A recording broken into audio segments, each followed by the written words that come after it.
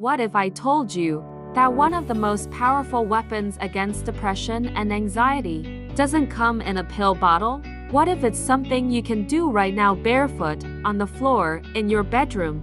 Today, we're talking about something that millions of people are discovering, and the science is finally catching up. Stay with me. This might just change how you face tomorrow.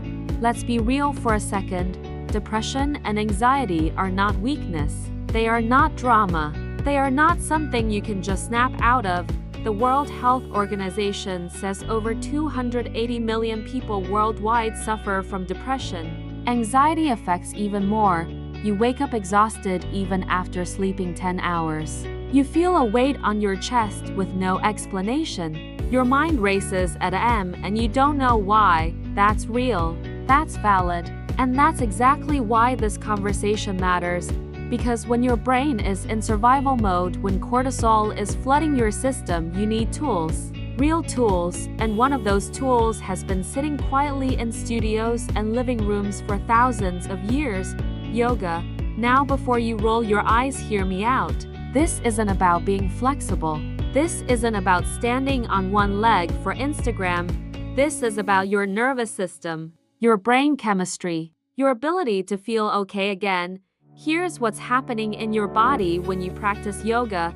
Your cortisol, the stress hormone, drops. Your serotonin and GABA levels rise. Your parasympathetic nervous system, the one responsible for calm, switches on. In simple terms, your body stops fighting itself, and your mind gets a moment to breathe. Harvard Medical School has published research showing that yoga directly reduces symptoms of depression and anxiety, not as a replacement for therapy, but as a powerful partner to it. Let me tell you about someone you might know: Demi Lovato, Grammy-nominated artist, sold-out world tours, millions of fans, and behind all of that, a battle with depression, anxiety, bipolar disorder, an addiction that nearly took her life. In 2018, Demi suffered a near-fatal overdose. It was the world's loudest wake-up call. During her recovery, Demi spoke openly about how mindfulness and movement, including yoga, became a cornerstone of her healing. Not a cure, not a magic fix, but a daily anchor. She talked about learning to breathe, truly breathe, and how it helped her feel present in a body she had spent years running away from. Think about that. One of the most famous voices in music, finding her way back to herself one breath at a time. And here's the thing: Demi never claimed yoga solved everything. She still works with therapists. She still has hard days, but she talks about it. She shows up, and she keeps going. That's the message. You don't have to be healed to begin. You just have to begin.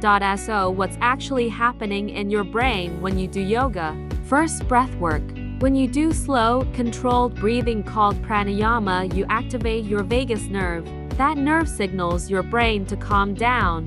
Heart rate drops. Anxiety eases. Second, movement. Even gentle movement releases endorphins, your brain's natural mood lifters. Third, presence. Yoga forces you to be here, not in the past, not in tomorrow's worries, right here, right now. And for someone with anxiety, that is everything. A 2017 study published in the Journal of Psychiatric Practice found that yoga significantly reduced depressive symptoms, in some cases, more effectively than standard care alone. This isn't a trend. This is your biology working for you. Now you don't need a studio. You don't need expensive gear. You don't need to be a certain size, shape, or age. You need a mat or even just a carpet. And 10 minutes. Start with 3 things. 1. Child's pose. It signals safety to your nervous system. Just rest there. Breathe. 2. Cat-cow stretch. It gets your spine moving and your breath flowing. It's impossible to do this and stay tense. 3. Legs up the wall. Lie down. Put your legs up. Stay for 5 minutes. Watch your anxiety drop. That's it. That's your starting point. 10 minutes a day. Consistent. Compassionate. No judgment. Now, and this is important, yoga is not a replacement for professional mental health care.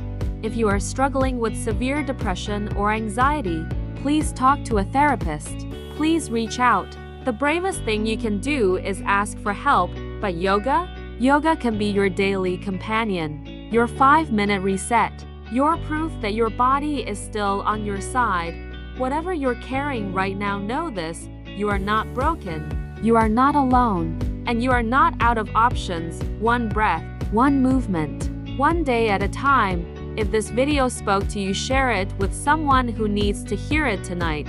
You might not know who, but your instinct does. Subscribe to You Are Not Alone. New stories every week, because no one should fight their battles in silence.